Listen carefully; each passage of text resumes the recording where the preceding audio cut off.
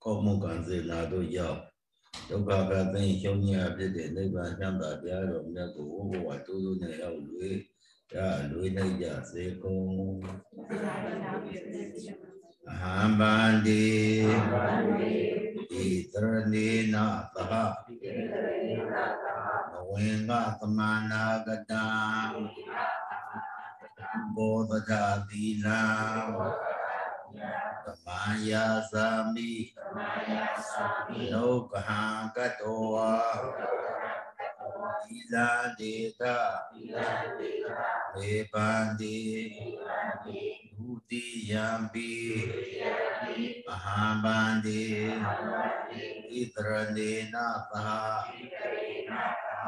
Wenga Tamana Gadam Bodha Dina Maya Sami Nokha Katoa Dita Ebandi Tati Yambi Ahambandi Itrane Natha Wenga Tamana Gata Bodha Dila Maya Sami Nokha Katoa Ilandita Ebandi Yahaula Mitauta Namo Tapa Bhagavato Arahato Samma Buddhapa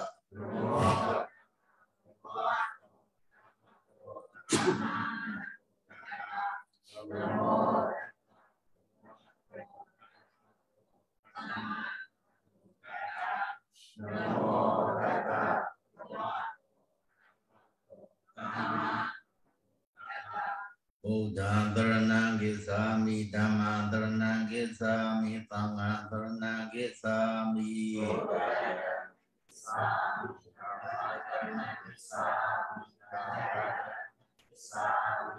Dudiyambi Buddha Dharana Gisami Dudiyambi Dhamma Dharana Gisami Dudiyambi Sangha Dharana Gisami Dudiyambi Buddha Dharana Gisami Dudiyambi Dhamma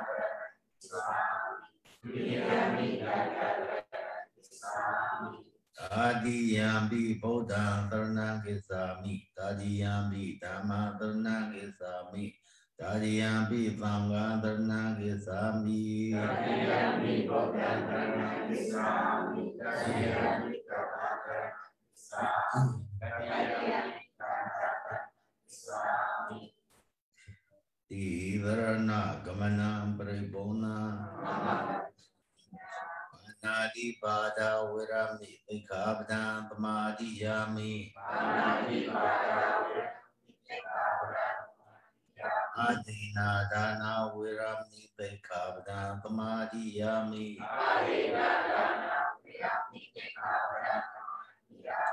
Ametu Mesasara Virami Ikabdan Abhyamadriya Viramni Vikabdan Pamadiyami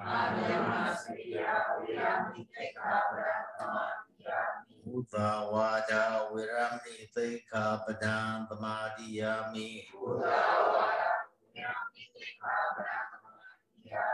Ramiraya Misa Pamadakana Viramni Vikabdan Pamadiyami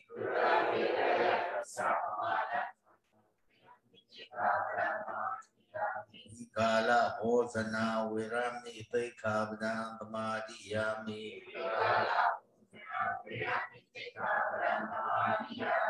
Nisa Gita Wadita Viduka Sadhana Anaganda Devana Dharana Andana Vibhutana Dhana Viramani Tekabana Samadhiyami Osa Sayana Mahasayana Viramani Tekabana Samadhiyami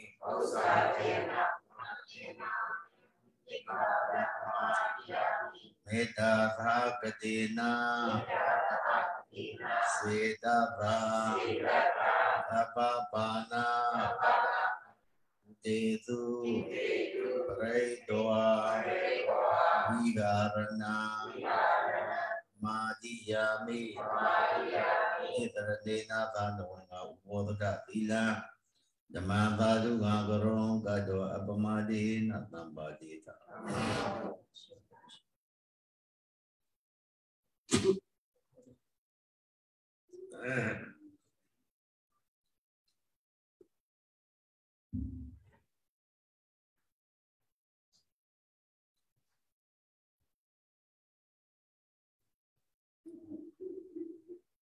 Dine Patan Pisya Nideta Uba Nidya Pisi Sadota Bible, no? Number 8 Bible. Manea Tadia Bible, okay. Dine Sadota Bible, Sabido, Oji, Naji Jaya. Patango Nade Patango Yopati Suda Sabi Yuda Nyando Jigo Uzo Nede Sekega Mayuya Sabi Yuda Nyan Suda Sinkara Wikara Lakana Binya Naibanda Swade Naya Thea Nia Dantia Naba Nia Dantia Nabago Akon Asin Themino Monde Ayada Su Wino Muma Tabi Yuda Nyando Yi Payade Ma Kingwa Shine Adi Tabi Yuda Nyando Yiga Loka, Flada, Loka, Thinkara, Loka, Okada, Loka, Sode, Loka, Lombama, Sizia, Udemia, Akono, Sido, Mode, Yando, Jeep. Yene, Patan, Yopan, Yade, Pugu, do ye, say him. Wado, Patan, Yode, Soda, the Sabin Yuda, Yando, Jeep, Puzo, Nidabe. Bajoli Dida bin Yuda Nyando Yi the Kuluna Dawade Nabi Mahoke, Abidama did the Nado Pity. Dida bin Yuda Nyando Yi Maya Busui, Mashi Busui. Di Batandia or Holo Pima Mo, Nalo Pima Mo.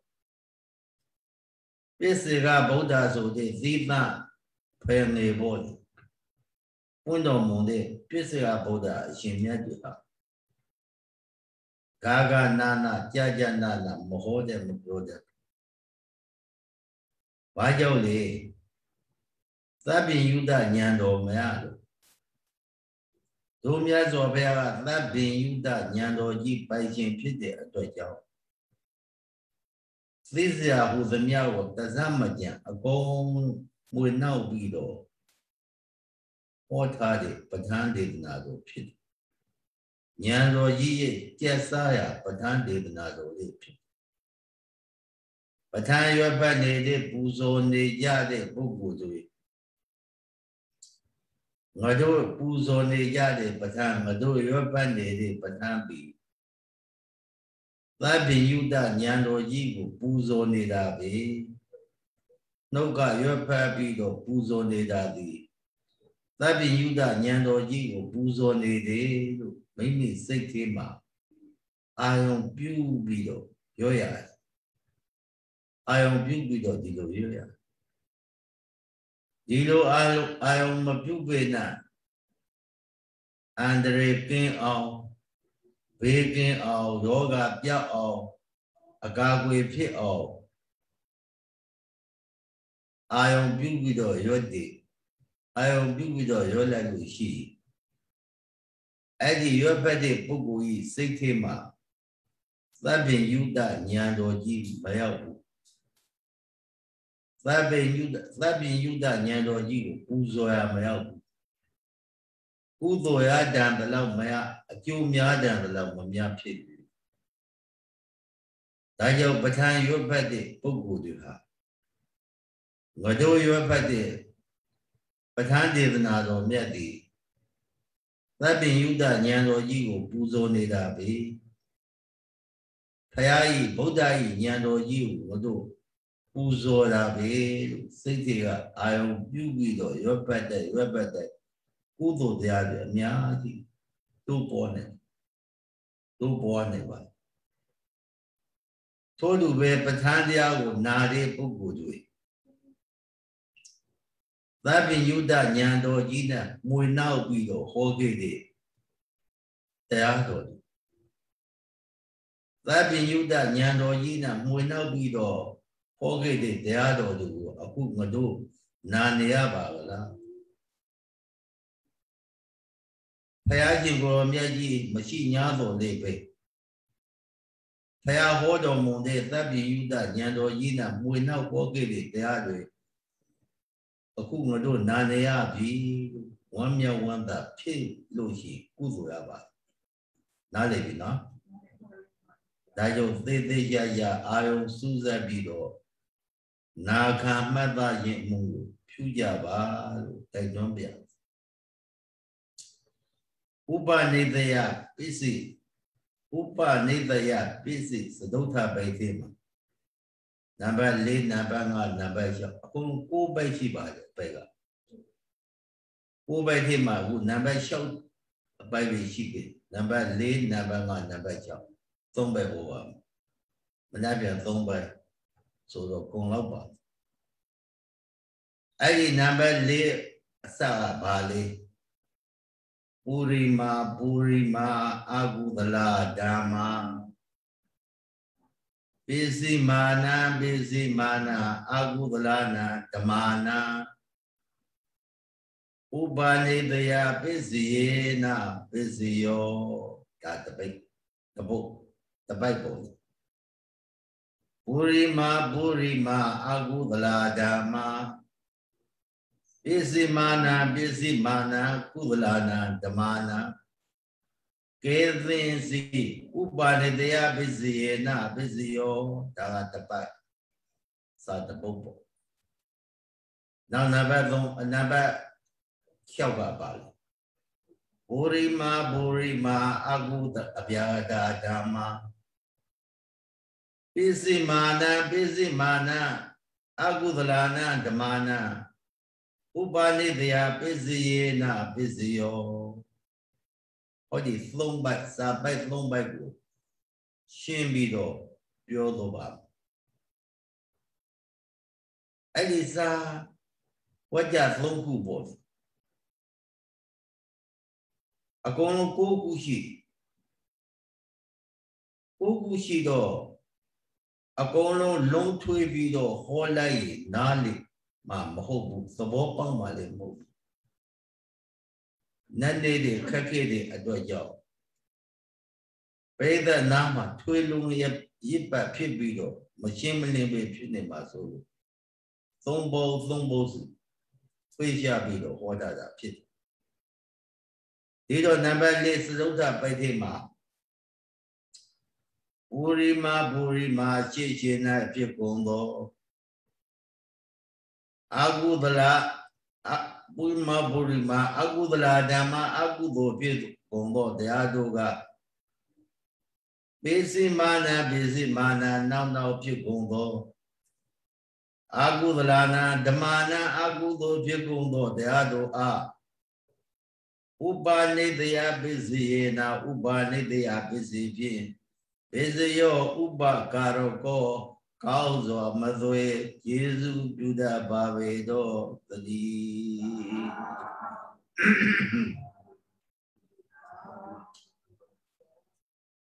Shega Pide Aguzo now Pide Aguzo Jesu Buddha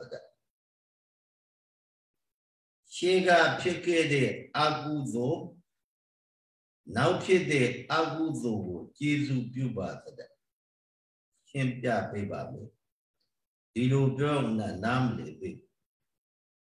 Shega Pide Pulo Gede Aguzo Pali Wabo Miazo Sambra Tema Mazimu Usi Vido Agudo Pulo Gevali Oataku Taku Mabo Shin of the Hia Najib Do Diboa Mada Luce de Lupilo Dilo Adidu Signidabu Uzo Ka Agudo Ka Adidu Uzo Dulologi Gaudio Agudo Dulologi Macaudio Signida Kama Gata Samadeki Nyanzo de Yana Chimbido Buddha Bata de Pinica Buddha e Soma Buddha Bata Mapike de Boadi Mahimatan of Miyake Buddha Soma Gumadi Buddha Bata Mapipina Luboana Jin Leke de Boadi Miazo Chike Diboama Bata Yadi Bata Yadi Ha Diboadi Nawa Piamido Buddha Bata Mapilo Limudone Diboaga Buddha Bata Ale Nabuama Bata Yapilo Mapilo Limudone Nandragia the bed lay video pin Lupila Napila Jamapila Layede Sampida Aduroge Pilla Nandra Libanida Dilo Babi Dilo do Maside Bowata Kuma Pikis Doga Gogo no Fiji Maside Bowata Kuma Lupikis Doga Maside say Aweza Ponta de Say Body Uzo Mane Mati Aguzo Mane Mati Nation the Lune Dokin the Low, Jokin the Low, Jo, say Kushin the Low, say Kuchan, say Vido, Chandan, they are the way, Tokija, Aguzo. Tumiata was like it, Tumia Osa Koke, Peshimani, Matibu, Eddie Boama, Bodai, Asoma Mayado, Peshima Matibu. The water Mabe Luigi. A couple of the slapshire Vido. I say, do your father, you had it. No, I say, do you, slap in the yaki. A Pishimango, Mafibu. Lobber so tired, Vido. A pico le namely with Jowly Majau, Shimale Mafibu. That's the boy, so with a lonely, Miaji.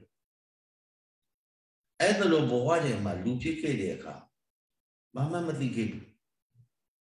Mathiki, the fruit that goes that day to Osa Cody.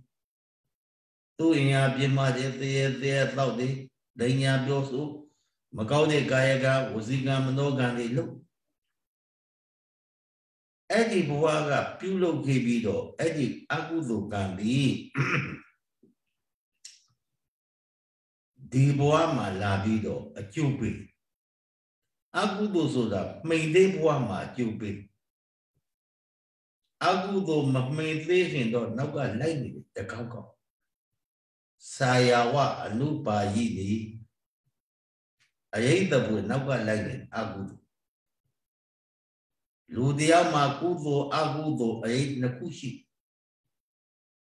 ကုသိုလ်အရေးကလည်းပဲအကြောင်းညီညွတ်တဲ့အခါအကျိုးပေးဖို့အတွက်နောက်ကလိုက်နေတယ်အကုသိုလ်အရေးကလည်းအကြောင်းညီညွတ်တဲ့အခါအကျိုးပေးဖို့အတွက်နောက်ကလိုက်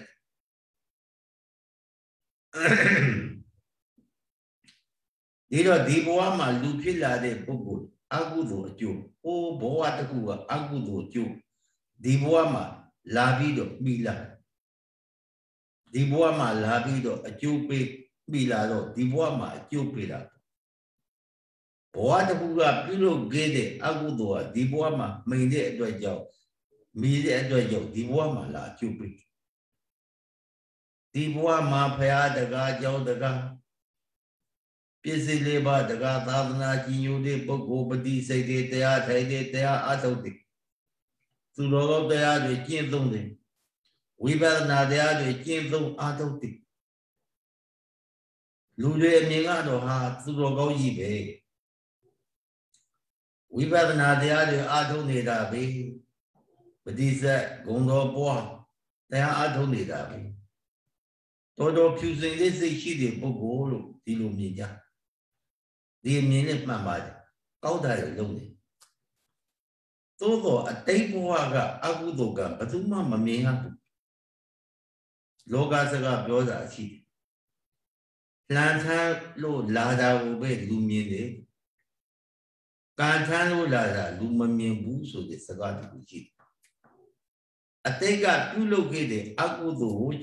ကျွေးကဒီဘဝမှာလာပြီးလာရဲ့ကကြတော့တခါတည်းအကျိုးပေးလိုက်တာအကုသိုလ်အကျိုးတွေပေးအဲဒီဖရာဒီတဲ့ဖရာတကားကြောက်ဆောင်တဲ့ကြောက်တကားသင်္ဃာတကားသင်္ဃာလူတဲ့သင်္ဃာတကားဆွမ်းလူတဲ့ဆွမ်းတကားဒီလောက်တော့သူတော်ကောင်းတရားတွေကိုကျင့်သုံးအားထုတ်နေပြီးတော့ဒီကံနှိမ့်ဆက်ရလေသလားလို့စိတ်မချမ်းသာနှလုံးမသားရဖြစ်ကြစိတ်မချမ်းသာနှလုံးမသားရဖြစ်ငါမှာဒီဘဝမှာသူတစ်ပါးဆိုမကောင်းမှုစိတ်တော်မကူကံငါးပါးကိုငါလုံအောင်ထိမ့်သိမ်းစောင့်ရှောက်နေဂုံတော်ပတိစိတ်ပြီးတော့ဝိပဿနာတရားတွေအားထုတ်နေသီလကိုလုံအောင်ထိမ့်နေမိမိစိတ်ကိုဖြူစင်အောင်ထားတယ်ဒီလောက်တောင်မှပဲသူတော်ကောင်းတရားကိုကျင့်သုံးနေတဲ့ငါအတွက်ဒီအကုသိုလ်တရားတွေနှိမ့်ဆက်လို့ဖြစ်မှဖြစ်ရလေတယ်စိတ်ထဲမှာဒိဋ္ဌိအယူဆွေးတာသဒ္ဒါနဲ့ဒိဋ္ဌိကမနေ့ကပြောခဲ့တယ်ဖြောင်းဖြောင်းစမ်းကျင်ပတ်ဖရာတရားသံဃာရဏသုံးပါးကြီးညိုတယ်လူတွေတန်းတယ်ဆိုတာသဒ္ဒါတရားဒိဋ္ဌိအယူကဆွေးလာဖရာလေးမကယ်နိုင်တော့ဘူးလားတရားလေးမကယ်နိုင်တော့ဘူးလားဘယ်မှာလဲငါဒီလောက်သူတော်ကောင်းတရားကိုလုံးနေပါလေကိစ္စဘာကျိုးရှိလို့လဲတဘောဝတခန္ဓာအသီးလောက်ပဲသိနေတာဟုတ်နောက်ဘဝကဘလို့လုပ်ခဲ့တဲ့အကုသိုလ်ကိုမမြင်ဘူးသူကဒီဘဝမှာကုသိုလ်ကောင်းမှုတွေလုပ်နေတဲ့အကျိုးပေးရမှာပဲအကုသိုလ်တွေပျောက်သွားမှာပဲလို့ထင်တယ်မပျောက်ဘူးမပျောက်ဘူးအလိုလိုဒိဋ္ဌိဝင်လာပြီးတော့မှားတဲ့အယူယူပြီးတော့တော်ပြီဖရာလို့ကိုလည်းမလုပ်တော့ဘူးတရားလို့ကိုလည်းမလုပ်တော့ဘူးလူဒါတန်းတာလည်းလကားပဲမိစ္ဆာဒိဋ္ဌိဖြစ်လာမိစ္ဆာဒိဋ္ဌိဖြစ်လာကြည့်တကယ်အဲ့ဒါဘာကြောင့်လဲဆိုတော့အတိတ်ကပြုလုပ်ခဲ့တဲ့ဘဝတွေအတိတ်ကပေါ့အတိတ်ကပြုလုပ်ခဲ့တဲ့ကောင်းမှုမကောင်းမှုအကုသိုလ်ကမကောင်းမှုအကုသိုလ်ကဒီဘဝမှာငါမှလိုက်မိလာလို့အကျိုးပေးတယ်ဒီဘဝမှာငါကောက်အောင်လုပ်မယ်နောက်ဘဝကောက်အောင်လို့ဒီသဘောမျိုးပဲထားမယ်ဗုဒ္ဓဘာသာဝင်သူတော်စင်တယောက်ထားဖို့စိတ်ထားဖို့ပြောတာပါဒီသဘောမျိုးမထားဘဲနဲ့ Phaya Boma Kinyu Piala, Dea Boma Kinyu Piala, Vanga Boma Kinyu Piala, Renato Bai Gongo Melio Bido, Pipe like it, something like it, Maludo Diboa Male, so Nawa Male, show Nakana Pidome, Madame. Dayo Diboama, Balabe, Renato Bau, Kinyu Bido, Payalo, Dealo, no Segam. A take out would you Macondo, would you Laila de Rajado, Tiwama, would you got Milade, Mide Wama, Jubilabe. A take what you be, may you yap. Not living on. Eda, a take out Agudo, the Adua, Piso Bama, Upani de Athletic, Jesus Jubile. A take out Agudo de Adua, a take out maybe located Agudo de Adua. Piso Bama, maybe the Jesus Unide, Evalo, Patandia would not a book, the Bob, nothing but. A Shimogana Gidi, Uvangaya Yagidos, Brain Messiah. Lama Jimisri, the Goyama, in the day de Bubuki. Tabi, Zana Joa, Shouta. We don't join lawyer, Maya Bulado, with the when that Jama, Malota, Jamana were Malota Buzo, when that Jama, Malota Buzo did. When Layla de Jamangina Deka Zandeade, Munzana do. Paloma Unzalo Mea. Abinyale Unzalo Mea. Koda Naya let him a same bow do the Hade African. Now what you eat? Jema will have Senzale. Now the what you with below by Limanesa or Buaga, baby, we find about what thank you. Kayama. A Jema no same Wadunga or about Miazo Dunga. You look at it, Abu Mobile. Senzano, Lily Nessenza. No same Wadunga, you look at it, Agudo, Wabo Miazo Jabo. Upani the Atleti, below son the days of hope. A Shimagolam Boama Labido, a Jubide, Agudu Gama. Nalevina Eda, Upa Nidia Atleti, Upa Nidia Jow, the Bobo. Dero Upa Nidia Tema, Anandruba Nidia, Aram Nuba Nidia, Pagaduba Nidia Zode, Upa Nidia, Lungushi. Lungus alone a doodle. Anandra business said we don't want to do bid. Pagaduba Nidia Zadina, two bid. Pay Tado, Dabolo, Nalimamo. Did a two bid or yen, Upamat, who that shield job. Lopas who did their Kuzola Aguzola. Lopas who did their Aguzo. Dodas who did their go. Moa so de deago, Deity so de deago, Mana so de deago, Lova, Lucian say Aguzo, Doda say so they say Aguzo, Moha, do they say Aguzo, Deity, Sulane, Yuma, Aguzo, Mana, Tolo they say Mana, Aguzo. Nalevina. Di Loba Doda Moha Mana Deity Agudo dia.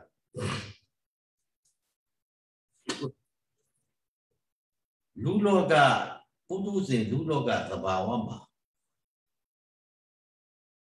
Di Agudo na Pudusin Tabawa Makin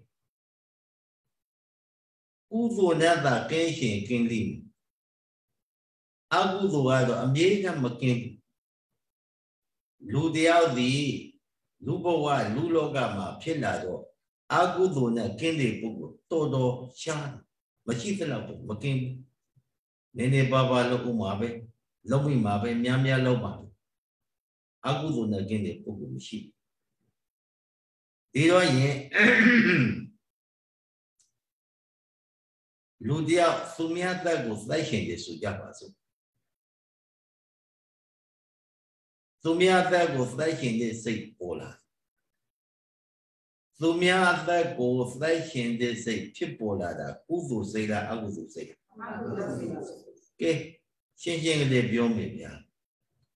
တရားထိုင်ပြီးတော့တရားရှုမှတ်တဲ့အခါသူများသက်ကိုစိုက်ရှင်တဲ့စိတ်ဘလို့ပေါ်တယ်လဲဆိုတော့အောက်ကနေပြီးကြဘိုးကြိုက်ဟုတ်တယ်နော်ကြဘိုးကြီးတဲ့ကြောင်းတို့ဓမ္မအောင်တို့ဆိုစိတ်ကြောက်စရာကောင်းတာကြဘိုးကြိုက်ကြဘိုးထိုးပြီးယောဂီရဲ့စိတ်ထဲမှာဘလို့နေပါလိမ့်ဟမ်ရည်တည်နဲ့ရာကြီးကြီးနဲ့ခံစားရမခက်ဘူးလားကတ်တယ်နော်ဘယ်လဲပေါ်မှာညာလဲတင်ထားတာဖြုတ်ပြီးတော့ကြဘိုးကိုစမ်းရမှာလေခက်တဝေသငါးမြတ်တို့ကိုငါဆိုရမှာလေခရေကငါဆိုရမှာလေခဘယ်နဲ့ငါမြတ်ဖြစ်ပါလိမ့်မယ်တော့ဆိုတဝေသငါးမြတ်တို့တဝေသကြောက်ငါမြတ်တယ်ဆိုပြီးငါမြတ်တော့တဝေသမျက်စိအကန့်မျက်ကန့်သူများတွေဘာငါရတဲ့ညာငါရတဲ့ဆိုသူကလည်းငါများရှင်တော့မြားစိတ်မြားပေါ်မှာနေပြီးတော့မြားကျဲမှာနေပြီးတော့အစာတက်ပြီးတော့ရှောင်းနာကာနာမျက်နှာကိုပေါ်ပြီးတော့ငါများတယ်ရောလာလေရောဟိတ်ဆိုပြီးတော့မြားစာချလိုက်တာရေထေးမကြဘူးကုန်းပေါ်တင်နေရောမျက်စိမြင်သေးမမြင်သေးပုဂ္ဂိုလ်ကကုန်းပေါ်တင်မှန်းသိသလားရေထေးကြမှန်းသိသလားမသိဘူးသူစိတ်တွေရေထေးကြားနေအောက်ပဲလာလေရောဟိချလိုက်တာကုန်းပေါ်တင်ကြောင်လေးတော်ကလည်းပင်ညံညုံနဲ့အစာရှာထွက်လာတော့ညတဲ့မှာအစာတက်ထားတာတွေ့တော့ကြောင်ကအစာတွေ့တော့စားတာပေါ့မြို့တာပေါ့အာမင်းတော့ကြောင်ကမမြင်နိုင်တော့ဘူးတဲ့ညောင်းမမြင်နိုင်တော့တဝေသမြက်ကလည်းဟာငါတော့ကြိုက်ပြီတအားဆွေးပြီးတော့တုတ်လိုက်တာကုန်းပေါ်ရောက်တာအသားလေးမြားပြို့ဆွေးပြီးတော့ငါ့ကိုစမ်းကြည့်တယ်ဘယ်လောက်ကြည့်တယ်ငါလေးဘလို့ငါလေးဆိုစမ်းကြည့်တော့ကြောကိုပွက်ကြည့်လိုက်ဟာသူများတွေပြောတာကဒီလိုမဟုတ်ပါဘူး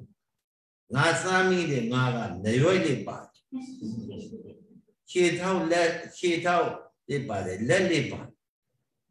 ရေထဲမှာဒီလိုနေရွက်တို့ခြေထောက်လက်တို့ပါတယ်ငါရှိပါဦးရေတေးကဆိုရမှာရေတေးကငါဆိုရမှာလေဘလို့ငါဖြစ်ပါလိမ့်မယ်ကုန်းပေါ်မှာဒီလိုနေရွက်တို့ခြေထောက်တို့ပါတယ်ငါမရှိတဲ့အတွက်ကြောင့်ကုန်းပေါ်ကငါဆိုရမှာလေခရေတေးကငါရေတေးမှာဒီလိုငါမျိုးမရှိတဲ့အတွက်ကြောင့်ရေတေးကငါဆိုရမှာလေခဘယ်နဲ့ငါမြဖြစ်ပါလိမ့်မယ်နော်လို့ကြီးတယ်နားလည်ပြီနော်ဦးလေးဘလို့လဲခပဲဘယ်အောင်ကောင်းမှတော့မသိဘူးတဲ့ကြဘုတ်ကြိုက်တာဟုတ်လားဟုတ်တာဟုတ်ယောဂီတွေကြဘုတ်ကြိုက်တော့ကြဘုတ်ကိုဖဲရမှာလဲခဟုတ်တယ်နော်မသက်ပဲသိခံပြန်တော့ထိုးလိုက်တဲ့ကြဘုတ်ဟုတ်လားခံစားခက်နေတာလဲခဘယ်နဲ့ညလုံးပါလိမ့်မလဲအဲ့ဒါလို့ပေါ့သူများတဲ့ကိုစိုက်ရှင်လေးစိတ်ဖြစ်တိုက်မှာအကုသိုလ်ဆိုဝိတိဆိုတဲ့ဖြစ်သူများတဲ့ကိုစိုက်ရှင်လေးစိတ်ဖြစ်တိုက်မှာအကုသိုလ်ဆိုတယ်ဖြစ်မှမသိအကုသိုလ်စိတ်တွေကဖြစ်နေတာအကုသိုလ်ဝိတိအကုသိုလ်စိတ်အစဉ်အကုသိုလ်ဆိုတယ်နားလည်ပြီနော်အဲ့ဒါလိုအကုသိုလ်ဇောတွေစောပြီးတော့မှကဲမထူးတော့ပါဘူးဒီတရားကိုသားလေးရှာတရားဖြုတ်ပြီးတော့ငါသက်လိုက်ဦးပါပဲဆိုပြီးတော့အောက်ကိုလက်နှိုက်ပြီးတော့စမ်းလိုက်တာကြဘိုးတွေးပါလေရောတွေးမလား对的，哎，就不对到爬楼嘛的，来嘛呢，来用呢，偏比较少的，哎呀，不呀，好点么啦？都没东西在乎的。来嘛呢，来用偏比较少比较，再用么咖啡不难起来的，就不难，嘛呀啦，给听得过，那先别吧没。苏德巴那个在现的世界，这下了罗巴了，罗巴那个多大么屁股了？多大说三马屁的，在现的世界罗巴屁的，嘛呀啦，罗巴说的古多了，阿古多了，阿古多是屁，阿古多屁的呢，比多比喏，阿古多是屁比多，阿古多是个说呢，高多的是，阿古多屁比多耶。就不三比多回来的，这下了多大了？咱现在这个这下了多大了？哦，多大？就不这种，还不是别的。萝卜多大数的？啊，交的呀个，好不啦？五百年的呀，是来的呢，就不来的。萝卜路线的谁？多大岁数的谁？买呀啦？路线的谁的萝卜阿古多谁？岁数的谁的多大阿古多谁？买呀啦？萝卜多大摩哈椒阿古多的呀是看比多阿古多谁的太比多没屁股了。萝卜阿古多谁呢？就不在现在萝卜阿古多谁？哪里边呢？哎，萝卜谁个是看比多？萝卜谁个是看比多就不没在乎了。就不在到特色边比多没屁股了。阿古多的呀交表比多阿古多屁来的哦。500年的呀，那里呢，接受表的就可吧。大家先哦，大家个股票没。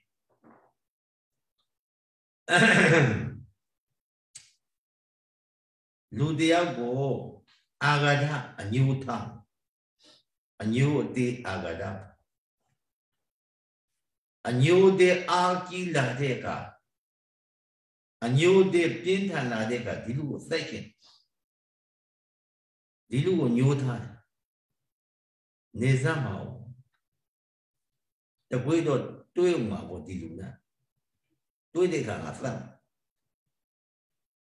လူတရားကိုအညိုးအတေးအာဃာတထားတာတခြားဒေါသလားဒေါသဖြစ်နေပြီနော်ကုသိုလ်လားအကုသိုလ်လားအကုသိုလ်အဲ့ဒေါသအကုသိုလ်စိတ်ကမပြောက်ပြတ်ပြီနဲ့တကယ်လက်တွေ့အဲ့ဒီလူနဲ့တွေ့တော့ဆက်လိုက်တယ်ဘယ်နဲ့ပြစ်ဆက်လိုက်တယ်ဒါနဲ့ကုတ်ဆက်လိုက်သိအကုသိုလ်ကိုအကြောင်းပြုပြီးတော့ဥပါနိတယသတ္တိနဲ့ဟောကာယကံမြောက်ပါဏာတိပါဒကံကိုမကျွလွန်ဘူးလားဒီတော့အကုသိုလ်အကြောင်းကြောင့်အကုသိုလ်အကြောင်းခံလို့ဒုတိယအချိန်မှာအကုသိုလ်အကြီးကြီးဖြစ်တော့ပြီမှန်ရလားဒါဥပနိတယသတ္တိနဲ့ကျေစုပြုတယ်အကုသိုလ်ကိုအကုသိုလ်ကကျေစုပြုတယ်ဆိုတာလောဘစိတ်လေလူများကိုစိုက်ကျင်တဲ့ဒေါသစိတ်လေအကုသိုလ်ပဲမဟုတ်လားအာဃာတစိတ်လေအကုသိုလ်ပဲမဟုတ်လားသူများကိုစိုက်လိုက်တာလေအကုသိုလ်ပဲမဟုတ်ဘူးလားအကုသိုလ်ကိုအကြောင်းပြုပြီးတော့အကုသိုလ်ဖြစ်တယ်လို့ဆိုလိုပါတယ်ဒါကြောင့်အကုသလောဓာပုရိမာအကုသလာဓမ္မာပိစိမာနံပိစိမာနံအကုသလာနံဓမ္မာနံဥပနိတယပိစိယေနပိစိယောဒါဟောတာရှင်းပြီနော်သိပြီနောက်ဒုတိယပတ်ပုရိမာအကုသလာဓမ္မာပိစိမာနံကုသလာနံဓမ္မာနံကေသင်စီဥပနိတယပိစိယေနပိစိယောဟောဒုတိယပုဂ္ဂိုလ်ရှင်းပြီရှေးခေတ်ဖြစ်ကုန်သောအကုသိုလ်တရားတို့ကနောက်ဘဝတွေကဖြစ်ခဲ့တဲ့အကုသိုလ်တွေဒီဘဝမှာငယ်ငယ်တုန်းကလုပ်ခဲ့တဲ့အကုသိုလ်တွေပေါ့နောက်ဘဝအကုသိုလ်ထားတော့ဒီဘဝမှာမသိမိုက်မေးငယ်တွေတုန်းကပြုလုပ်ခဲ့တဲ့အကုသိုလ်တွေ အဲ့ဒီအကုသိုလ်တရားတွေကနောက်ဖြစ်တဲ့အကုသိုလ်တရားကိုကျေစုပြုကုသိုလ်တရားကိုကျေစုပြုဆိုတာဒါတက်ရှင်းအောင်ပြောမယ်နော်နားထောင်သိသိချာနားထောင်လူသဘာဝပုထုဇဉ်သဘာဝလူတိုင်းငွေစင်တောက်ကြီးကလေးမှာယောက်ျားဖြစ်စေမိန်းမဖြစ်စေအမျိုးသားအမျိုးသမီးဖြစ်စေမိုက်စမီမလိမ္မာတော့မိုက်စမီပဲမှန်ရလားမိုက်စိတ်တွေမိုက်သွေးတွေရှိခဲ့အဲ့ဒါလိုမိုက်စိတ်မိုက်သွေးတွေရှိနေတော့သူများသက်ရမှလည်းဝန်မလေးဘူးပိုးပြရကအစသူများသက်ကိုသက်ရမှာတစ်ချက်တည်းသေအောင်သက်ဝန်မလေးဘူးသူတို့ဘာဥစ္စာကိုရမှလည်းပို့တန်တာပဲဝန်မလေးဘူးကံ၅ပါးတစ်ပါးပါးကိုကျူးလွန်ဖို့ဝန်မလေးဘူးငယ်ငယ်တုန်းကဆိုရင်မိုက်သွေးတွေထက်သန်နေတဲ့အချိန်တက်ကြွနေတဲ့အချိန်မှာမောဟအဝိဇ္ဇာဖုံးထားတဲ့အတွက်ကြောင့်အကုသိုလ်မှန်းလည်းမသိကုသိုလ်မှန်းလည်းမသိဘူးအကုသိုလ်မှန်းလည်းမသိကုသိုလ်မှန်းလည်းမသိမိုက်စိတ်မိုက်မာနနေပြီးတော့တခါလေးမိုက်မကန်အကုသိုလ်တွေလုပ်ခဲ့တချို့ကငယ်ငယ်တုန်းကမိုက်ပြီးတော့ကြီးတော့လိမ်မာလာတဲ့လူတွေရှိတချို့ကငယ်ငယ်တုန်းကလည်းမိုက်တယ်ကြီးတော့လည်းမိုက်တယ်သေုံထိုက်ပြီးမိုက်တော့တဲ့လူတွေရှိလောကသဘာဝပြောနေတာနော်ဒီတော့ငယ်တုန်းကအကုသိုလ်တရားတွေကိုတခါလည်းမသိအဝိဇ္ဇာဖုံးထားလို့မသိမောင်သေးမှနေသလိုပဲစမ်းလုပ်ကျင်တာလုပ်ခဲ့တဲ့အကုသိုလ်သူသက်ကိုလည်းသက်သူ့ဥစ္စာလည်းကိုမိမှာပဲပြေဇာဏန္တရိယကံဆိုတဲ့မာတုကာတကအမိကိုသက်တဲ့ကံပိတုကာတကအဖကိုသက်တဲ့ကံအာရဟန္တာကာတကအဟန္တာသက်တဲ့ကံလောဟိတုပါဒသံဃာဗေဒကသံဃာသင်္ကိုတဲ့ကံလောဟိတုပါဒဖရာကိုသွေးစီအောင်လုပ်တဲ့ကံဒါကတော့အမတန်ကြီးတဲ့ပြေဇာဏန္တရိယကံပါပဲဒါကတော့မကျူးလွန်စရာလည်းအကြောင်းမရှိဘူးသို့တော့တာမန်ကံကလေးတွေကတော့လို့သူ့သက်ကိုသက်ခြင်းသူ့ဥစ္စာကိုခြင်းသူ့အင်အားပြင်းပါခြင်းသေသောခြင်းလိန်ညာပြောဆိုခြင်းအကုသိုလ်တို့အကုန်လုံးအစုံလုပ်ခဲ့အဲ့ဒီလူဟာငယ်တုန်းကလုပ်ခဲ့ပြီမဲ့နေ့နေ့ကြီးလာတဲ့အခါသတိတရားဝင်လာသံဝရတရားဖြစ်လာဩငါဒီငယ်တုန်းကအကုသိုလ်ကံတွေတားလုပ်ခဲ့ပါလားအကုသိုလ်လုပ်တယ်တားလုပ်ခဲ့ပါလားတော်ပြီအသက်လည်း50ကျော်60ကြီးပြီကုသိုလ်လုပ်ငန်းကိုငါဇောက်ချပြီးတော့လုပ်မယ်ကုသိုလ်ဆိုရင်အကုန်ကုသိုလ်သိမ့်ကျုံပြီးတော့လုပ်တယ်ဘာကုသိုလ်မဆိုပဲအကုန်လုံးကုသိုလ်ရပြီးရောဆိုတဲ့စိတ်နဲ့လုပ်နေရောညာရောကုသိုလ်တရားတွေပေါ်များကုသိုလ်လုံးယုံဘေးလာဆိုမဟုတ်သေးဘူးသီလခံယူစောက်တည်7ပါးသီလခံယူစောက်တည်9ပါးသီလခံယူစောက်တည်သီလမြဲအောင်နေအကုသိုလ်တရားတွေကြည်အောင်ဘာဝနာဝိပဿနာတရားတွေပွားများအားထုတ်အကုသိုလ်တရားတွေညှိအောင်ကုသိုလ်ကိုအကုသိုလ်နဲ့ဖုံးနေပေါ့အိဗေကကုသိုလ်ကိုအကုသိုလ်နဲ့ဖုံးတယ်ဆိုတာလုံနိုင်ပါမလားစဉ်းစားပဋ္ဌာန်းလိုအပ်ဖြစ်ဆိုမလုံနိုင်ဘူးဘာကြောင့်လဲအတိတဘဝဘုံကစနဘုံတုပစ္စေတပစ္ဆဒရဝိဇ္ဇသပစ္စေတန်တေနဝုဒ္ဓဇောခုနှစ်ကြီးတော့အကုသိုလ်ဇောကြီးအကုသိုလ်လုံးတဲ့အခါအကုသိုလ်ဇောစောပြီးတော့နေတယ်မှန်ရလားအကုသိုလ်ပြည့်တော့တာပဲအကုသိုလ်ဇောနဲ့သူများသက်ကိုသက်ခဲ့တယ်သူများဥစ္စာပို့ခဲ့တယ်မသိမနေပါတော့အကုသိုလ်ဇောပဲအဲ့ဒီအကုသိုလ်ကအကျိုးမပေးပေးနဲ့နေနေပါမလားပျောက်ပြတ်သွားမှာမဟုတ်ဘူးအကုသိုလ်ဇောမပျောက်ဘူးအကျိုးမပေးသေးလို့သာရှိနေရမယ်တချင်းတဘဝတစ်ခါတော့အကျိုးပေးမယ်ကျင်းသေးကိုအကျိုးပေးမယ်မှန်ပါရလားအဲ့ဒီအကျိုးပေးမှာအကုသိုလ်အကျိုးပေးမှာကြောက်လို့ဒီအကုသိုလ်ကိုကြည်အောင်ဘယ်လိုလုပ်ရပါမလဲဆိုနောက်ဆုံးဒါနသီလအကုန်ပြည့်စုံလို့ဝိပဿနာတရားအထုတ်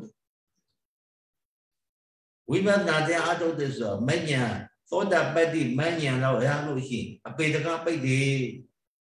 ငရေဒိဋ္ဌပြစ်တာအတုရကိအပေတကားပိတ်တယ်အပေတကားပိတ်အောင်ဒီဘဝမှာငါသောတာပန်ဖြစ်အောင်အာထုံမေစုကိုတခါတည်းအယိုးကြည်ကြည်အေးခန်းခန်းအသွေးသားတွေပဲခန်းခန်းအသားတွေပဲစုပ်ပြက်သေပါစေဆိုတဲ့စိတ်နဲ့တခါတည်းတရားအထုတရားတော်လို့ဒိဋ္ဌိဝိသိကိစ္စကွာပြီးတော့သောတာပန်ဖြစ်တော့ရင်တော့စိတ်ရပါလေအပါယဂမနိယဖြစ်တဲ့ငရေဒိဋ္ဌာပြစ်တာအတုရကိအပေလေးပါးကိုမဟုတ်လို့စိတ်ရပါလေသောတာပန်မဖြစ်ပေနဲ့တန်လန်းကြီးဇောကန်းလန်းဖြစ်နေရင်တော့သောပြီမှာတရားထုတ်တယ်နော်ဒီဘဝမှာသောတာပန်ဖြစ်အောင်လို့အားထုတ်လိုက်လို့သောတာပန်ဖြစ်ရင်အပေတကပိတ်တယ်တရားအားထုတ်ညာတော်လေသောတာပန်မဖြစ်ဘူးဆိုကန့်လန့်ကြီးပဲဇောကန့်လန့်လို့ခေါ်တယ်ကန့်လန့်ကြီးဖြစ်တယ်နားလည်ပြီနော်အဲ့ဒီသောတာပန်မဖြစ်ရင်ဘဝဖြစ်လေဦးမှာပဲဘလောက်ပဲတရားအားထုတ်တော့သောတာပန်မဖြစ်ရင်ဘဝတွေဆက်ပြီးတော့မဖြစ်ဘူးလားဖြစ်သလားဖြစ်မယ်သောတာပန်မဟုတ်ရင်ဘဝတွေဆက်ပြီးတော့ဖြစ်လေအောင်မယ်ဆိုတော့ရင်အကုသိုလ်ကံကမနေဘူးကိုပြုလုပ်ခဲ့တဲ့အကုသိုလ်ကံကလိုက်ပြီးတော့တောက်ကလာပြီဖြစ်တဲ့ဘဝမှာမှိန်တဲ့နေရာမှာပြုပေးတယ်ဘလောက်ပဲသူတော်ကောင်းတရားကိုပဲလှုပ်ဘလောက်ပဲတရားအားထုတ်တော့အဲ့ဒီမသိခေစဉ်တို့ကလှုပ်ခဲ့တဲ့အကုသိုလ်စေတာအကျိုးကမှိန်တဲ့နေရာမှာပြုပေးတယ်သဘောပေါက်သလားပျောက်သွားမှာမဟုတ်ဘူးကုသိုလ်ကိုအကုသိုလ်နဲ့ဖုံးလို့မရဘူးဝိသီအစဉ်အားဖြင့်ဆိုရင်အဘိဓမ္မာကိုကြောကျင်ပို့ပြီးတော့နားလေအကုသိုလ်ဇောကတဝိသီကုသိုလ်ဇောကတဝိသီကုသိုလ်ဇောပြီးမှအကုသိုလ်ဇောဖြစ်တယ်ကုသိုလ်လုံးပြန်တော့လေကုသိုလ်ဇောပြီးမှအကုသိုလ်ဇောဖြစ်တယ်အကုသိုလ်လုံးပြန်တော့လေပဲအကုသိုလ်ပြီးမှနောက်တရားပြီးတော့ကုသိုလ်ဇောဆောအတူတူမဟုတ်ဘူးတရားစီပဲဒီတော့မိနစ်နေရာမှာကိုပြုလုပ်ခဲ့တဲ့အကုသိုလ်အလကားမနေဘူးနော်ငါ့ကိုမမိတော့ဘူးလို့မအောင်မိလေနာမိနစ်နေရာမှာကျုပ်ပဲပဋိသင်ပါကံစနေတိသူ့ဘောကျုပ်ပဲသူများကိုအသက်ကိုသတ်တယ်ဆိုရင်ကိုလည်းသူများစီမှာအသက်ကတရားသူများဥစ္စာကိုလို့ရှိရင်ကိုဥစ္စာလည်းသူများပြန်ပြီးတော့ကိုခံရမယ်စသည်အပြင်သူ့ဘောကျုပ်ပဲသည်မပြောက်ဘူးနော်ပျောက်တာကတော့ရှိပါတယ်ခုနကပြောတဲ့အဟန္တာဖြစ်သောတဲ့ပုဂ္ဂိုလ်မှာလုံးဝပျောက်တော့အင်္ဂုလိမာလာကြီးအင်္ဂုလိမာလာလူပေါင်းတစ်ထောင်လက်ညှိုးဖြတ်ပြီးတော့သတ်ခဲ့တယ်အဟန္တာဖြစ်တော့နောက်ဆုံးအာရဟတမတ်ကိုရလို့ရှိရင်တော့ဘဝကုံဆုံးသွားတဲ့အတွက်ကြောင့်နောက်ဘဝအကျိုးပေးစရာမရှိတော့ဘူးတဲ့အကုသိုလ်အကျိုးပေးစရာမရှိတော့နားလည်ပြီနော်ကိလေသာတွေအကုန်လုံးကုန်သွားလို့နောက်ဘဝအကျိုးပေးစရာမရှိတော့အာရဟတမဉ္ဇဉ်ကိုမရလို့ရှိရင်တော့အကျိုးပေးဦးမှာအားတော့ဒီတော့ဒီအကုသိုလ်ကိုကုသိုလ်နဲ့ဖုံးလို့မရဘူးဆိုတာနားလည်သို့တော်လည်းပဲတရားဝိပဿနာတရားကိုရှုမှတ်လို့ရှိရင်သောတာပန်ဖြစ်ရင်အကျိုးပေးတယ်ဆိုတာအကုသိုလ်အပေလေးပါလွတ်တော်တယ်ဆိုတာလည်းသိချာဘုန်းကြီးတို့ပဋ္ဌာန်းပါဠိတော်ပညာဝါရမှာဇာနာဥပါဒေတိမဂ္ဂံဥပါဒေတိအပညာဥပါဒေတိဆိုပြီးတော့ဖွင့်ဆိုပြတာမဉ္ဇဉ်ဖူညာနိဗ္ဗာန်ကိုမတောင်းဘူးအသိဉာဏ်သားလောလားအကုသိုလ်လုပ်ပြီးတော့ပိဇာဏံတိယကံ၅ပါးကိုထားလို့ဖရာတရားသံဃာမိဖပြီးတော့သံဃာကိုသင်္ခွေတဲ့ကံပြီးတော့ဗုဒ္ဓကိုဖရာကိုသွေးစင်းအောင်လုပ်တဲ့ကံမဟုတ်လို့ရှိရင်မိဖတတ်တဲ့ကံမဟုတ်လို့ရှိရင်ဖရာကိုသွေးစင်းအောင်လုပ်တဲ့ကံမဟုတ်လို့ရှိရင်သံဃာကိုသင်္ခွေတဲ့ကံမဟုတ်လို့ရှိရင်ဒီပြင်အကုသိုလ်တွေကတရားအားထုတ်လို့ သောတာပန်ဖြစ်လို့ရှိရင်အကုသိုလ်တွေအပေလေးပါးကမကြောက်နိုင်တော့ဘူးလွတ်တော့ပုံစံကြည့်မယ်ဆိုလို့ရှိရင်ဘုန်းကြီးတို့ဘုရားလက်ထက်တုန်းကတမ္ပဓာတိကဆိုတဲ့သူသက်ယောက်ျားပေါ့ဒါဆိုယူပြင်မှာသူသက်ယောက်ျားကြီးဗိမိသာမင်းတရားကြီးသူသက်ယောက်ျားပေါ့အနှစ်55နှစ်လုံးသူမြတ်သက်ကိုသတ်ခဲ့တဲ့ခံတွေအပြစ်ရှိတဲ့လူတွေသကိုးတဲ့ဓမ္မရတွေထောက်တဲ့ပိုးလိုက်ထုတ်ပြီးတော့ကားစဉ်တင်သတ်အကုသိုလ်တွေဘယ်တော့မရဘူးအငြင်းစားယူလိုက်တော့ရင်ပြေးစင်းယူပြီးပေါ့ကဲငါဒီနေ့တော့တစ်သက်လုံးလက်မှာသွေးသံနဲ့လိမ့်ပိတ်ပြီးတော့လက်တွေဆေးမွန်မြတ်တဲ့နုကနာဆွမ်းကိုငါရှက်ပြီးနုကနာသမင်းကိုရှက်ပြီးတော့စားမယ်လို့စားမယ်လုံးနေတော့ဟန္တာမတိဆွမ်းကကြော့တာအရှင်သာရိပုတ္တရာဆွမ်းကကြော့တာအင်းရှိကရတယ်အရှင်သာရိပုတ္တရာကိုရောမြတ်ကြီးဆွမ်းကကြော့လာတာပြီငါလုံးလူမှပဲငါ55နှစ်ကာလပတ်လုံးတခါမှငါဒီလိုအလူမျိုးကိုမွန်မြတ်တဲ့အလူမျိုးကိုမလူခဲ့ရဘူးမနာပဒါကြီးလက်ပတိမနာမြတ်စွာဘုရားကမွန်မြတ်တဲ့အလူကိုလူရင်မွန်မြတ်တဲ့အကျိုးတရားကိုရတယ်ကိုဟောတာမွန်မြတ်တဲ့အလူကိုလူလို့ရင်တော်တော်မြတ်မြတ်အကောင်းဆုံးပြည့်တဲ့အလူကိုလူရင်အကောင်းဆုံးသောကျိုးကိုပေးဟုတ်ရလားယုံညံ့တဲ့အလူကိုလူလို့ရှိရင်သူဘဝတ္ထုကိုလူရင်ယုံညံ့တဲ့အကျိုးပေးရမှာမြင့်မြတ်တဲ့လူဘဝတ္ထုကိုလူရင်မြင့်မြတ်တဲ့အကျိုးတရားကိုရမှာပဲရှိစေတော့ဒါကြောင့်သူစားမယ်နို့သမင်းကိုနေပြီးတော့တခါတည်းအရှင်သာရိပုတ္တရာအိမ်ပေါ်ပြင်းပြီးတော့ဆုံးကတ်ပြီးတော့အရှင်သာရိပုတ္တရာတဝက်ဖုံးပေးပြီးတော့တရားဟောမင်းဒီအနှစ်55နှစ်လူများကိုသတ်ဖြတ်နေခဲ့တယ်သူသက်ရောက်ကြဝိပဿနာနဲ့ပတ်သက်ပြီးတော့ဒီကံတရားနဲ့ပတ်သက်ပြီးတော့ဟောလိုက်တဲ့တရားသူစိတ်ထဲမှာသံတရားဖြစ်နေငါနှစ်55နှစ်လုံးလူသက်ခဲ့တာတရားထုတ်လို့မရဖို့ညမရနိုင်ဘူးထင်တယ်အဲ့ဒါတော့မှမဟုတ်ဘူးလို့သံတရားစိတ်ပြောက်ဟောတယ်အရှင်သာရိပုတ္တရာကသောတာပန်တော့မဖြစ်ဘူးတရားအဆုံးမှာအနုလောမညာရတယ်လို့ဆိုပါတယ်ဒါမဲ့အပေလေးပါဒါပေလေတို့အပေလေးပါဒီညာရတယ်မဲ့နာကဖူနာကအနိကဖြစ်တဲ့မဲ့နဲ့အနိကဖြစ်တဲ့ညာဖြစ်တဲ့အတွက်ကြောင့်အပေကလွတ်တာနားလည်ပြီနော်အကုသိုလ်ကုသိုလ်လုံးလိုက်ဝိပဿနာကုသိုလ်ကြောင့်အပေကလွတ်တော့တယ်ကြိုက်ရှိစေတော့ဒါကြောင့်ဒုတိယပုဒ်ထဲမှာဘူရိမာအကုသလဓမ္မာပိစိမာနကုသလနာဓမ္မာနာအနန္တရပိစိယေနပိစိယောဥပနိတယ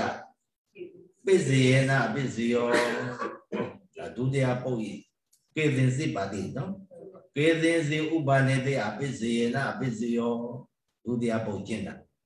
တတိယပုဒ်ကျင့်တာပြော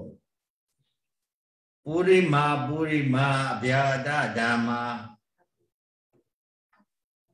ပစ္စည်းမာနပစ္စည်းမဗာလေပုရိမာအကုသလဓမ္မာပစ္စည်းမာနအဗျာဒါနဓမ္မာနာဥပနိတယပစ္စည်းယေနပစ္စယောတတိယပုဒ်ချင်းနဲ့နာအကုသိုလ်တရားကအဗျာဂတဖြစ်တဲ့ရုပ်တရားတွေကိုကျေစုပြုတဲ့စိတ်တရားတွေကျေစုပြုအဗျာဂတလို့ဆိုတာဘာလဲရုပ်တရားရဲ့အဗျာဂတဟောဒီခန္ဓာကိုယ်ရုပ်ဆိုတဲ့တရားတွေအဗျာဂတရုပ်တရားပဲခန္ဓာကိုယ်ထိုင်နေတဲ့အခုခန္ဓာကိုယ်ကြီးတွေအဗျာဂတဆိုတဲ့ရုပ်တရားအဗျာဒယုတ်တရားကိုအကုသိုလ်ကဘလို့ကျေစုပြုသလဲ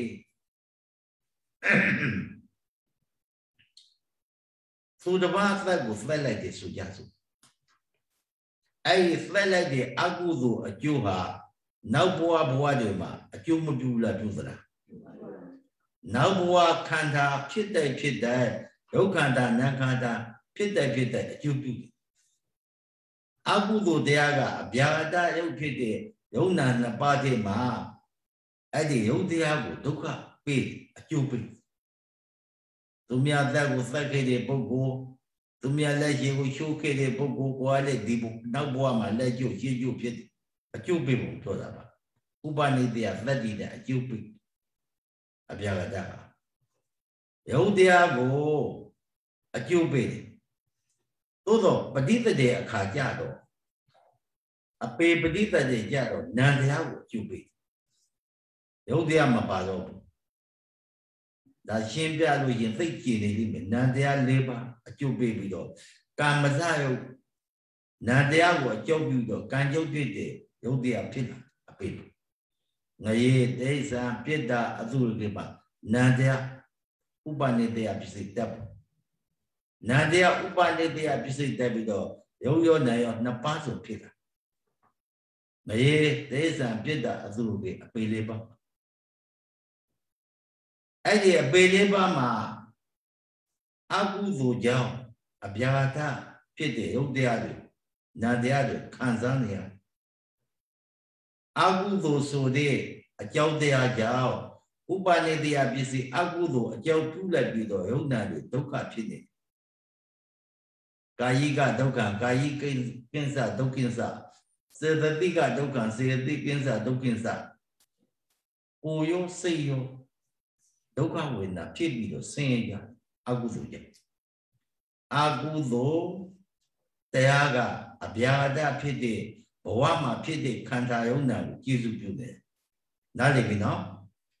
ဒီတော့ဘဝမှာဖြစ်တဲ့ခန္ဓာကိုကျေစုပြုတယ်ဆိုဝိပါကဗျာဒကရိယာဗျာဒဆိုရှိတယ်ဝိပါကဗျာဒဆိုခန္ဓာကိုဘဝတိုင်းမှာဖြစ်တဲ့ခန္ဓာကိုကဝိဘယုတ်တွေဝိပါကဗျာဒလို့ခေါ်တယ်အဲ့ဒီဝိပါကဗျာဒဆိုတဲ့ခန္ဓာကိုရှိလို့ရှိရင်မျက်စိနားနှာခေါင်းရှားကိုယ်စိတ်ဒေါရ၆ပါးပါလာဒေါရ၆ပါးပါလာတော့ဒေါရ၆ပါးနဲ့တိုက်ဆိုင်တဲ့အာယုံ၆ပါးတွေးနေရပြန်မျက်စိကကောင်းတဲ့အာယုံကိုတွေးတယ်မကောင်းတဲ့အာယုံကိုတွေးတယ်ကောင်းတဲ့အာယုံပေါ်မှာမျက်စိပေါ်မှာကောင်းတဲ့အာယုံကြားရောက်တယ်ဆိုရင်ကုသလဝိဘတ်ကုသိုလ်အကျိုးလောကလူတွေပြောကြဒီနေ့မြင်လို့စိတ်ကြောက်ကောက်တာပဲငါတော့ကုသိုလ်ထူတာပဲကွာမြင်ခဲ့ရတယ်မပြောဘူးလားကုသလဝိဘတ်ကုသိုလ်အကျိုးမကောင်းတဲ့အာယုံအနိဋ္ဌာယုံဆိုတဲ့သံယောဓာတ်တို့မကောင်းတဲ့အာယုံတစ်ခုမြင်ရလို့ရှိအကုသလဝိဘတ်ဒီကမြင်ရတာမကောင်းပါဘူးနမိတ်မရှိပါဘူးစိတ်မချမ်းသာခဲ့ဘူးဟောအကုသိုလ်မျက်စိကလည်းကုသိုလ်အကုသိုလ်မြင်တဲ့ကုသိုလ်ဖြစ်တယ်အကုသိုလ်ဖြစ်တယ်နားကကြည့်အသံကြားကောင်းတဲ့အသံကိုကြားလိုက်တယ်ဖရာသံတရားသံကောင်းတဲ့သတင်းကောင်းတဲ့စကားကောင်းတဲ့အသံတွေကြားတယ်ဝမ်းသာလိုက်တာကုသလဝိပဿစိတ်တွေဖြစ်တယ်ကုသိုလ်ဝိပဿစိတ်တွေဖြစ်တယ်မကောင်းတဲ့အသံကိုကြားလိုက်တော့ရဲဆက်ဆက်ကွာငါပြောရဲတယ်ကြီးရဲဆက်ဆက်ငါ့ကိုဆိုရဲတယ်ကြီးအလိုလိုနှလုံးမသာစိတ်မချမ်းသာဖြစ်အကုသလဝိပဿအကုသိုလ်ကျုပ်ဖြစ်နှာခေါင်းရှားကိုဒီတိုင်းပေါ့စိတ်ဒီတိုင်းဒီတော့ဒီကုသိုလ်အကုသိုလ်ဆိုတာလူလောကမှာဒီတိုင်းပဲဥပနိဒေယသတိနဲ့ကျေစုပြုတာရှိတယ်အဲ့ဒါလိုကျေစုပြုနေတဲ့အကြောင်းကိုသိရှင်ကိုဘုရားကဒီဥပနိဒေယပစ္စည်းကိုဟောရတာဖြစ်တယ်ဥပနိဒေယပစ္စည်းမှာကုသိုလ်ဥပနိဒေယပစ္စည်းအကုသိုလ်နဲ့ပတ်သက်ပြီးတော့ဥပနိဒေယပစ္စည်းနှမျိုးကုသိုလ်နဲ့ပတ်သက်ပြီးတော့ဘုရားတည်တဲ့ကြောက်ဆောက်တယ်အမတန်ကြီးကျယ်တဲ့ကုသိုလ်တွေလုပ်တယ်ဥပနိဒေယပစ္စည်းကြီးပကတုပနိဒေယပစ္စည်းဖြစ်တယ်ပဂတိအားရှိတယ်ဥပနိဒေယသတိ阿古祖呢不在比到，几的阿古祖录的，阿明古在的干，阿帕古在的干，汉达在的干，当阿古分过的干，还阿古随心而录的干，阿古祖干，阿没得几，偏飘过没阿古的阿古祖干。အဲ့ဒီဥပနိတ္တယသတ္တိပကတုပနိတ္တယကြတော့အမတန်ကြီးကျယ်တဲ့အကုသိုလ်ထောက်ပံ့ကြီးဖြစ်သွားတယ်။နှစ်ခုရှိတယ်။ကုသိုလ်ထောက်ပံ့အကုသိုလ်ထောက်ပံ့နှစ်ခုရှိတဲ့ထဲကဘုန်းကြီးတို့တရားနာပရိသတ်ကြီးစဉ်းစားရမှာကငါလူတဘဝဖြစ်တဲ့အချိန်မှာကြီးကြီးကျယ်ကျယ်ကုသိုလ်တရားတွေလုပ်ဖို့သလား။ကြီးကြီးကျယ်ကျယ်ကုသိုလ်တရားတွေအားထုတ်ဖို့သလားဒါနကုသိုလ်တွေကြီးကြီးကျယ်ကျယ်ငါလုပ်ဖို့သလားသီလကုသိုလ်တွေကြီးကြီးကျယ်ကျယ်ငါလုပ်ဖို့သလားဘာဝနာကုသိုလ်တွေကြာကြာနာနာရိပ်သာဝင်ပြီးတော့တရားထုတ်ဖို့သလားဒါနသီလဘာဝနာဆိုတဲ့ကုသိုလ်ဟာပကတုပနိတ္တယသတ္တိ